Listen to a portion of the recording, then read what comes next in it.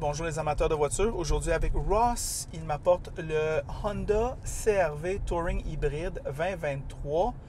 Une petite aperçu, on a déjà parlé de ce véhicule-là, ça va être court. Le Honda CR-V Touring 2023 est livré avec un moteur hybride. La puissance combinée est de 181 chevaux et 247 livres de couple. Il y a une transmission ECVT, 4 roues motrices et des roues 19 pouces. Le CR-V est doté d'une suspension indépendante aux 4 roues, de la suite complète d'aides électroniques à la conduite, notamment le régulateur de vitesse dynamique, des vitres acoustiques, des sièges en cuir perforé, d'une capacité de 5 personnes, écran d'infodivertissement de 9 pouces et système de navigation et d'un système audio Bose à 12 haut-parleurs. Il fait 6 litres aux 100 km en ville, 6,9 litres sur l'autoroute. Il s'agit d'un véhicule plus gros que le CR-V précédent. C'est le CR-V le plus cher jamais conçu au Québec, acheté sur 60 mois avec taxes. Touring coûte 1170 par mois. Nous avons testé un modèle moins cher plus tôt cette année sur la chaîne. Alors nous voilà de retour. Ross, qu'est-ce que tu en penses de ce véhicule-là? Bien, évidemment, c'est la deuxième génération du Honda CR-V hybride, basée sur la 6e génération de CR-V. Évidemment, véhicule qui a obtenu un Top Safety Pick Plus, fait que véhicule sécuritaire en cas d'accident. Une braquette de prix qui va de 48 390 $ à 51 890 $. Au début de 2023, le hybride était exclusif au Touring. Maintenant, ils ont rajouté le EXL, ce qui fait qu'il y a deux modèles avec les technologies hybrides. Le prix de notre modèle d'essai, 53 244 $ exactement. Plus taxe. Exactement. Ben oui, il faut. Comme tu dis, on sait avec qui on vit, on sait où on vit, et la TPS TVQ s'applique, inquiétez-vous pas. Fait que 53 244 plus TPS TVQ. Les pour, ben, enfin une version hybride, parce que l'autre génération d'avant, la 5e, le CR-V hybride était disponible chez nos voisins du Sud, aux États-Unis. C'était pas le cas au Canada. Même en Chine, le CR-V hybride branchable était disponible. Ce qui fait qu'on était un peu en retard là, du côté de Honda Canada, là, ici, pour le marché canadien. Habitacle confortable et spacieux. Oui. Beaucoup d'espace à la banquette arrière. Très bien à l'avant. Ça, pas un mot à dire. L'insonorisation est améliorée par rapport au modèle précédent. Consommation de carburant qui est quand même là, très respectable. Un véhicule qui a pris l'embonpoint, qui a pris du poids. Mais par contre, la consommation, là, on est quand même raisonnable là, avec un 6,5, 6,6 dans ces eaux-là. C'est très bon. C'est excellent. Bon comportement routier, un comportement routier prévisible. Fait que de quoi, il n'y a pas de surprise avec un CR-V si vous en avez déjà chauffé, conduit dans le passé. Bon espace de chargement également à l'arrière, un bon coffre. Là-dessus, là, vraiment, l'ergonomie de ce CR-V-là est probablement un des meilleurs dans le créneau là, pour optimiser le volume intérieur. Nouvelle signature visuelle, il y en a qui s'appelaient, il y en a qui ne s'appelaient pas. Disons que, on va se le dire, Honda n'est probablement pas le plus beau c'est des VUS compacts. Le Honda CR-V n'est sûrement pas le plus beau. Pas le pire non plus. Disons, côté signature visuelle, c'est probablement dans le milieu, là, sans plus. Les comptes, ben, pas de PHEV disponible. Non. Comme, évidemment, la concurrence chez Toyota avec le Toyota RAV4 Prime. Système hybride un peu bruyant, surtout lorsqu'on le sollicite. Fait que ça, c'est un peu à noter. Moteur bruyant en accélération. On a une CVT ici, une eCVT. Prix élevé.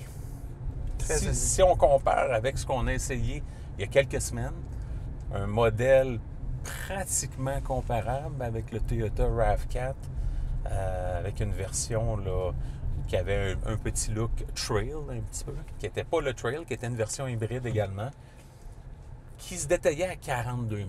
On est à 53 ici.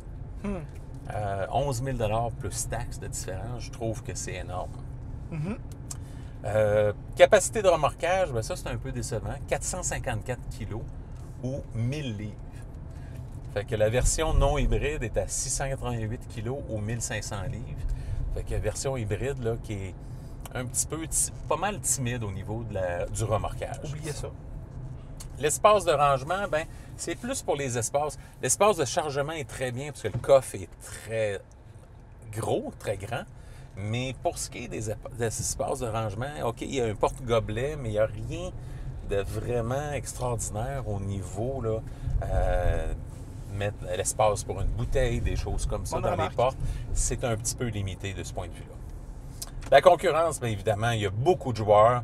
Chevrolet Equinox, Ford Bronco Sport, Ford Escape, GMC Terrain, Hyundai Tucson, Jeep Cherokee, Jeep Compass. On peut penser au Kia Sportage, Mazda CX-5, Mazda CX-50, Mitsubishi Outlander, également le Nissan Rogue, Subaru Forester, le Toyota RAV4 évidemment, et pour terminer, le Volkswagen Tiguan. Fait que, comme tu peux voir, beaucoup de joueurs dans ce créneau. Honda est allé quand même très conservateur en termes de présentation de ce nouveau CR-V. C'est une évolution et non une révolution. Quelles sont tes premières impressions sur le Honda CR-V Touring hybride 2023? Ils sont assez bonnes, Ross. Je vais parler un petit peu de... Ben, le style extérieur, au niveau de l'esthétique, c'est là où est-ce que ça a changé le plus. L'extérieur est beaucoup plus conservateur que qu'est-ce que c'était, je trouve, juste et raffiné. Fait qu'ils ont augmenté le raffinement. C'est ça qu'ils ont fait pour ce véhicule-là. À l'intérieur, même chose, ils ont augmenté le raffinement. Il y a de l'air plus gros de l'extérieur maintenant qu'il y a de l'air avant. À l'intérieur, c'est toujours très spacieux. Les portes qui s'ouvrent très grandes. Facile à charger des choses. Très pratique à ce niveau-là. À l'intérieur, beaucoup d'espace ici en avant. Énormément d'espace en arrière. La philosophie du CR-V d'être très spacieux et très pratique est toujours valable. On n'a pas le toit panoramique. On n'a pas d'affichage tête haute. On a un système audio Bose, on a un volant gainé cuir, on a un infodivertissement qui, somme tout, est peut-être un peu moins flashy que les compétiteurs, tout équipé. On a ici un poste de conduite qui est quand même assez bien. Les sièges sont extrêmement confortables à la Honda. Je te dirais qu'on a un confort rehaussé, Ross. Très silencieux. Prend bien les bosses. Les interfaces sont extrêmement doux. Le volant peut-être est un peu mince. C'est très, très bien. L'économie d'essence, la motorisation, la ECVT, tout ça, ça va très bien. Ça livre la marchandise. Moi, je ressens cet intérieur est un petit peu plus civique que Honda Accord. Puis à 53 000, je me demande pourquoi. C'est le prix qui me dérange, Ross. Oui. Moi, le prix me dérange beaucoup. On m'aurait dit 50 500.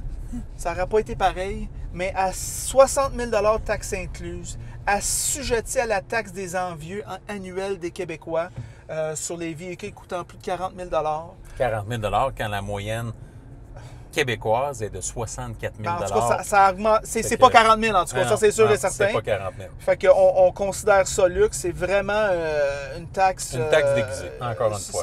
C'est une taxe poche parce que. Oui. Et puis, sans raison d'être. On est 60 000 achetés sur 60 mois, c'est plus que, avec les taux d'intérêt, c'est plus que 1 000 par mois. Et 1 000 par mois, c'est presque la nouvelle moyenne. Ah, c'est fou. Alors, on est dans un autre monde. Et puis, moi, la barre psychologique pour ce genre de véhicule-là, c'est 1 000 par mois. Là, je veux dire, à un moment donné, quand tu dépasses ça, je ne sais pas ce qui se passe. Mais le véhicule, il est très bon, très compétent. Puis moi, je vous dis, il y a l'expression italienne... on se rappelle de la qualité longtemps après qu'on a oublié le prix. Puis je pense que c'est le cas avec ce Honda CR-V. Comme tous les Honda CR-V, ils ont toujours coûté cher, les Montazus d'Honda CR-V. Mais disons, cette génération-là, plus particulièrement, oui. il y a eu une hausse majorée. C'est fou. Ross, tes pensées finales? Évidemment, un véhicule sans restriction à la location. Véhicule que j'envisagerais plus d'acheter que de louer. Beaucoup de gens louent encore leur voiture, puis c'est correct, ça. Ross, moi, je vais te dire que ce véhicule-là fait tout mieux ce que Honda CR-V faisait bien et n'a pas vraiment fait mieux les choses qu'elle ne faisait pas bien. C'est-à-dire que le prix était haut, mais là, il est vraiment haut. Le look est conservateur, mais là, il est ultra conservateur. on va revoir les clients Honda CR-V avec ce véhicule-là, mais on n'ira pas chercher du RAV4. Là. Non. On va pas voler aucune vente de RAV4 du tout.